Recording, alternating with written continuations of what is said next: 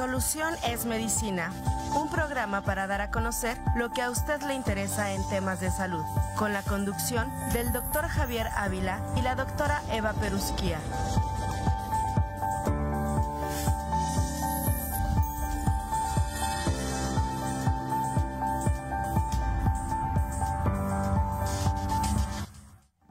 Muy buenos días, distinguido teleauditorio. Bienvenidos sean a su programa Soluciones Medicina, programa auspiciado por el Sistema Universitario de Salud. Como todas las mañanas de jueves, le damos la más cordial bienvenida y en esta mañana saludo con mucho afecto y cariño a la doctora Eva Perusquía, nuestra compañera de conducción de este programa. Eva, muy buenos días. Hola Javier, buenos días a nuestro auditorio. Les recuerdo, estamos en vivo desde Radio Universidad en el 89.5, en internet por tv.uacu.mx. Y les recuerdo también los teléfonos para que se comuniquen con nosotros, el 442-192-1200, extensión 37120, 192-1293 y el celular 442-249-8788, donde con gusto intentaremos contestar todas sus preguntas. Muchas gracias, Eva. Y bueno, esta mañana nos acompaña y tengo el gusto de que esté con nosotros el doctor Israel Díaz Carrillo, el cual es cirujano general, laparoscopista. El doctor es egresado de la licenciatura en medicina por la Facultad de Medicina de la Universidad Nacional Autónoma de México. Posteriormente, el doctor ha realizado sus estudios de posgrado en el Centro Médico Nacional La Raza del Instituto Mexicano del Seguro Social.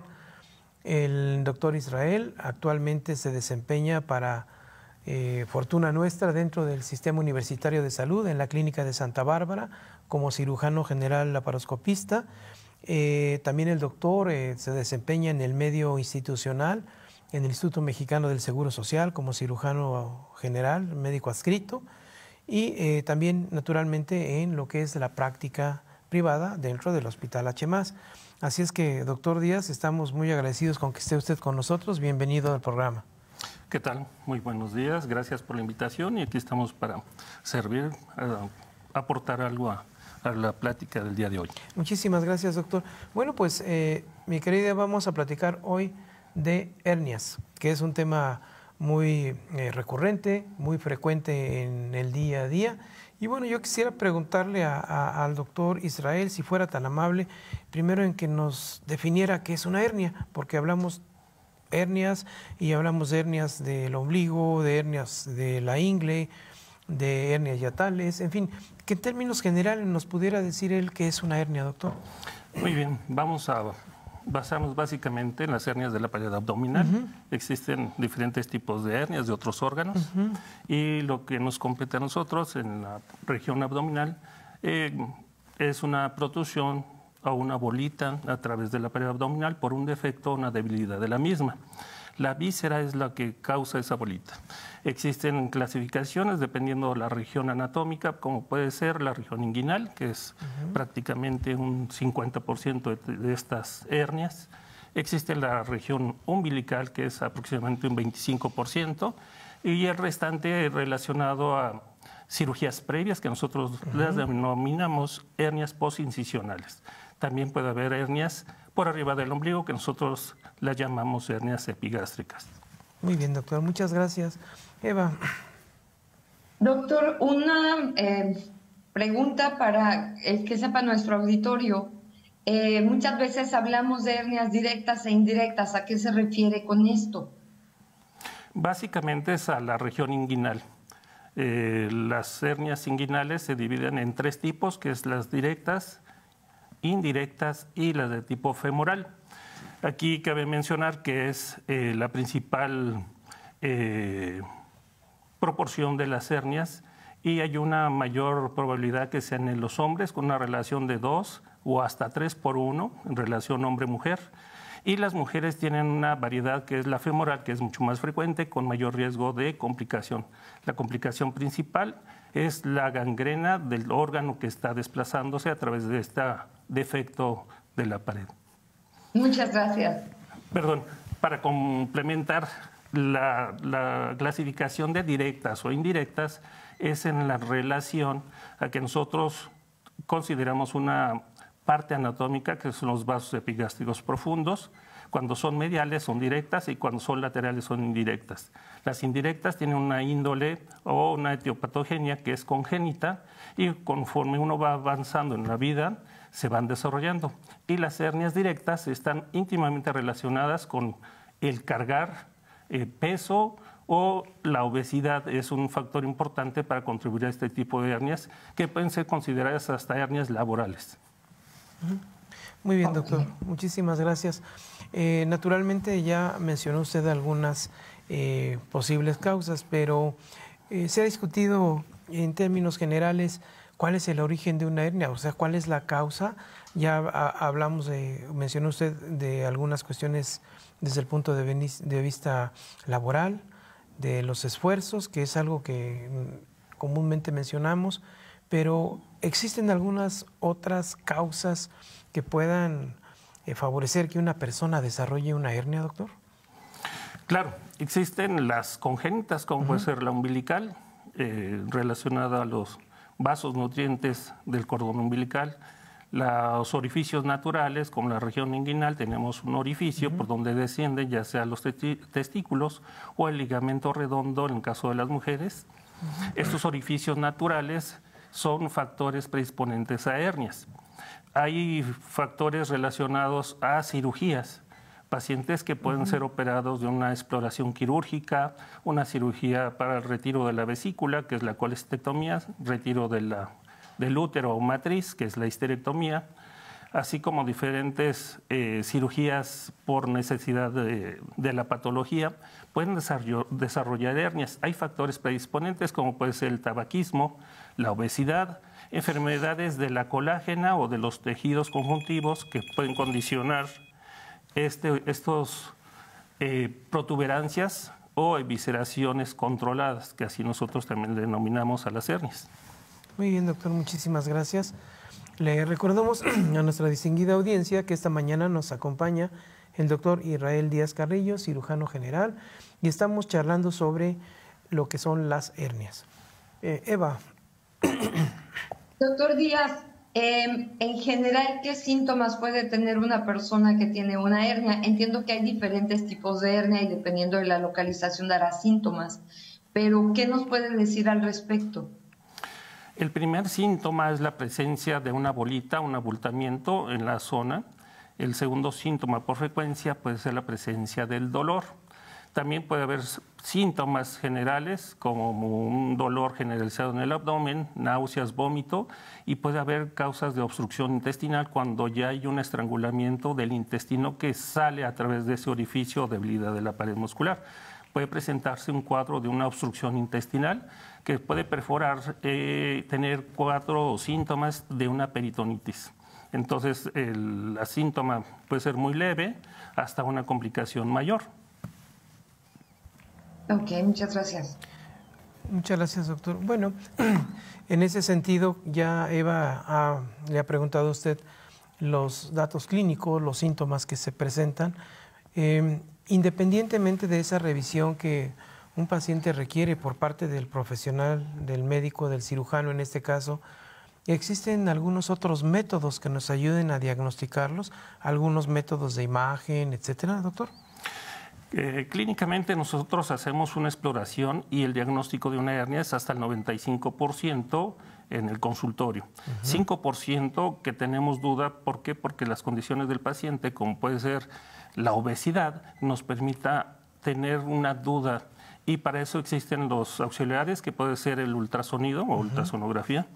Ese es un método. Existe la tomografía, puede ser contrastado simple, la resonancia magnética. Entonces nosotros vamos escalando el estudio según lo que pueda aportarnos. Pero yo creo que con el ultrasonido es una herramienta muy útil que depende mucho del operador. Y ya secundariamente nosotros usamos la tomografía para ver, sobre todo casos complejos donde son hernias de mayor volumen, donde vamos a tener dificultad técnica para realizar la reparación de esa hernia. Entonces necesitamos planear una cirugía donde veamos si el paciente es candidato a poner una malla y si va a quedar con tensión. Existen en la actualidad varios métodos para tratar las hernias, porque netamente es quirúrgico. Podemos auxiliarnos de incluso aplicación toxina botulínica para relajar los músculos, usar neumoperitoneo intraperitoneal, que quiere decir nosotros podemos meter gas CO2 a cavidad abdominal de forma preoperatoria, de forma alterna un mes, para que esos músculos nos puedan llegar a cerrar adecuadamente y tener menos tensión. Esto que nos va a ayudar a que tenga menos recidiva o que regrese el problema. Muchas gracias, doctor. Eva. Doctor, en el caso de la hernia hiatal, ¿se puede recurrir únicamente a una tomografía para su diagnóstico o un ultrasonido o se requiere forzosamente de una endoscopía? Todas las hernias hiatales se tienen que valorar desde el punto de vista endoscópico. Un auxiliar es la tomografía, también tenemos la serie esófago-gasoduodenal, que es un estudio contrastado donde al paciente se le da a tomar líquido y se le van tomando radiografías. No todas las hernias hiatales son quirúrgicas, sobre todo va a depender del tamaño. Nosotros decimos que una hernia hiatal es grande cuando mide más de 5 centímetros. Y si está asociada con enfermedad por reflujo, que sería la principal indicación para una cirugía de hernia hiatal.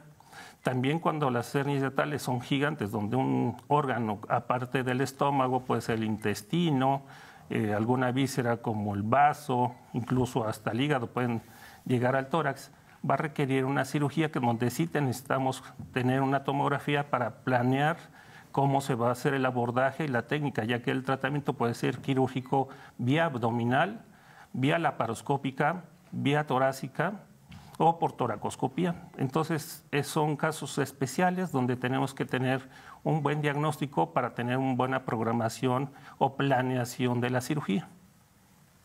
Ok, muchas gracias. Muy bien, doctor. Ya tenemos nuestra paciente que hemos establecido el diagnóstico de que tiene una hernia, ya sea inguinal o umbilical, en fin. Pasamos entonces a la planeación de cómo la vamos a tratar. Me parece que actualmente ya incluso en el área de cirugía general hay gente muy especializada en cuestiones de hernias. ¿Cuáles son los principios generales? ¿Cómo tratamos las hernias? Sabemos que se tratan con cirugía, pero ¿cómo ha venido evolucionando esto desde una cirugía tradicional abierta a incluso hoy hacer los abordajes laparoscópicos, doctor? Pues sí, tenemos que abordar al paciente desde el punto de vista, en términos generales, conocer sus factores de riesgo, si es diabético, hipertenso, si es obeso, si tiene el hábito de fumar. ¿Por qué? Porque van a haber condiciones a que esto aumente el riesgo de una recidiva. Entonces, con la actualidad, el avance tecnológico, contamos con las mallas. Las mallas son de diferentes materiales. En la actualidad, el que más usamos es el polipropileno. Hay veces que al paciente incluso llega a él a solicitar que se le ponga una malla, pero desconocen las características o significado que propiamente es. Aquí traje un ejemplo para tratar de explicarles. Esta es una malla de polipropileno. Nosotros tenemos diferentes calidades, así que les digo a los pacientes, tenemos calidades como un auto, sirven para llevarnos o trasladarnos de un lugar a otro, pero existen autos premium o autos muy de lujo, pero básicamente esta es la malla que es la más utilizada y se clasifican en base al grosor, al peso, al número de nudos, en ligeras y pesadas. En las hernias inguinales, excepto en los niños, todo se debe de colocar malla. La malla se puede aplicar de una cirugía técnica abierta y también la técnica laparoscópica. La diferencia es la recuperación más rápida por la técnica de mínima invasión o laparoscopía porque hay menor dolor. Y estéticamente es pequeñas cicatrices que no se notan tanto. Entonces, en la actualidad, el abordaje ya prácticamente todo debe ser laparoscópico, pero por condiciones de la economía, la situación prácticamente del paciente a nivel particular, pues tenemos la opción, la técnica abierta. Para las hernias umbilicales, antes se reservaba el uso de la malla para defectos o orificios muy grandes, pero ya se ha visto que desde 2 a 3 centímetros ya se puede colocar un dispositivo, una prótesis, como es la malla. Muy bien, doctor. Muchas gracias. Eva. Doctor, en ocasiones hemos encontrado pacientes que fueron operados hace ya algunos años y tuvieron una recidiva. ¿Esto por qué sucede? ¿Por el tipo de técnica, simplemente por el tiempo que pasó después de la cirugía y por causa de los tejidos, o por diferencias entre la técnica que se utilizaba hace tiempo? ¿Qué es lo que puede hacer que haya recidivas? Son varios puntos que pueden condicionar la recidiva. Uno, obviamente, es la técnica. Nosotros, cuando no usábamos malla, hacíamos un cierre del defecto, y este cierre nosotros le decimos un cierre con tensión. La tensión es un factor importante a que no cicatrice por falta de circulación. Esta tensión puede tener un índice de recidiva de 40 a 50% de que el paciente le vuelva a regresar la hernia. Otra condición importante es las enfermedades preexistentes. Una es la obesidad, dos, el tabaquismo. Nosotros sabemos que el tabaquismo depura o hace que nosotros eliminemos la colágena, que es parte fundamental para hacer un tejido fibroso, y entonces esta es una condición. La diabetes, el uso de medicamentos como los esteroides, que producen inmunosupresión y alteración de la cicatrización. Entonces, la obesidad también contribuye a que tengamos una presión importante en la cavidad abdominal y contribuya a este problema que es la recidiva. Otra es el no tener una recuperación en relación a realizar esfuerzos. Nosotros sabemos que hay condiciones laborales o incluso el embarazo puede aumentar la presión intraabdominal. Y esto es otra situación, el cargar objetos pesados sin que se haya pasado el periodo de cicatrización de esta cirugía. Doctor, exactamente en materia laboral, ¿de cuánto tiempo estamos hablando después de una cirugía de hernia umbilical o inguinal, hiatal? ¿Cuánto tiempo debe de tener un paciente de recuperación para reintegrarse a su vida normal? El reincorporación, esto es individualizado, pero en términos muy generales nosotros vamos a depender si ponemos malla o no, y la actividad laboral de cada paciente. Nosotros sabemos que la malla se tiene que integrar al cuerpo en un lapso de alrededor de 2 meses, pero puede prolongarse hasta 6 meses. Y si hay procesos infecciosos agregados, pueden alterar esta integración del cuerpo extraño, que es la malla, a nuestro cuerpo. Entonces esto puede variar. Obviamente en situaciones laborales la incapacidad se le da al trabajador alrededor de 2 a 3 semanas sin haber concluido el periodo de cicatrización. Entonces este es un factor importante a que esté el riesgo de una alta recidiva. Exacto. Gracias. Muy bien, muchas gracias, doctor. Un capítulo aparte, doctor, mencionaba usted hace un momento, en el grupo de pacientes que han tenido una cirugía previa y que posteriormente desarrollan una hernia postincisional en esa área quirúrgica. ¿Qué nos comenta al respecto? A veces son defectos muy grandes, son cirugías a veces en el cual el despegamiento para colocar la malla pues resulta un poquito laborioso. ¿Qué nos comenta de esto? Sí, esto es dependiendo el tiempo de evolución, el tipo de cirugía previa. Hay veces que son incisiones pequeñas y hay veces que los pacientes tienen que ser operados para una exploración quirúrgica en la cual cuenta mucho qué fue lo que se realizó, cómo se cerró, cómo se cuidó el paciente, cómo está actualmente y si tiene alguna enfermedad en particular. Obviamente, casi todos por cultura dejamos todo para después, y a veces que nos encontramos con grandes hernias. Entonces nosotros tenemos los auxiliares diagnósticos que nos van a decir si es un fenómeno como un hongo, donde tenemos una gran masa con un orificio pequeño. Eso sería lo ideal. Pero a veces tenemos múltiples defectos, múltiples sacos, que nos hace más laborioso nuestra técnica, y tenemos que tener, primero como técnica, saber bien la anatomía para poder realizar un cierre adecuado, lo más anatómico y sin menos tensión. En la actualidad contamos con mallas que tienen 2 capas, una que se puede poner en contacto con las vísceras y otro que ya no, como es el polipropileno. Entonces, contamos con otros dispositivos en casos específicos de cada paciente. Muchas gracias, doctor. Eva.